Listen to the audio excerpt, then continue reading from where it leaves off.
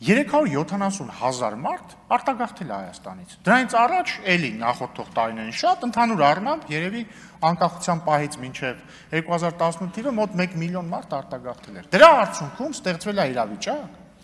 որ Հայաստանի շատ քաղաքացիներ, 100,000-ավոր քաղաքացիներ ապրում են տարբեր երկրներում՝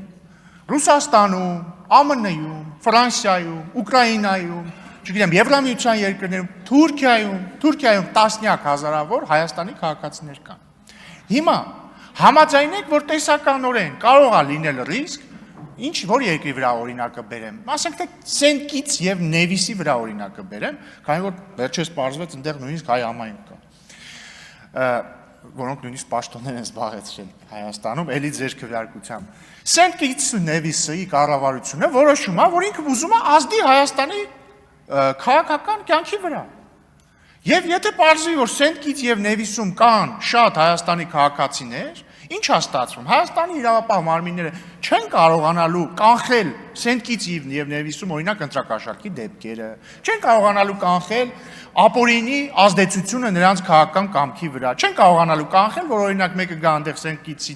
եւ Նևիսում Հայաստանի քաղաքացուն, ասի ես քո տոմսը առնում եմ, գնա քվեարկի ում ուզում ես, բացի դաշնակցությունից օրինակ։ Եվ սա խնդիր է։ Հիմա ինչպես լուծել այս խնդիրը։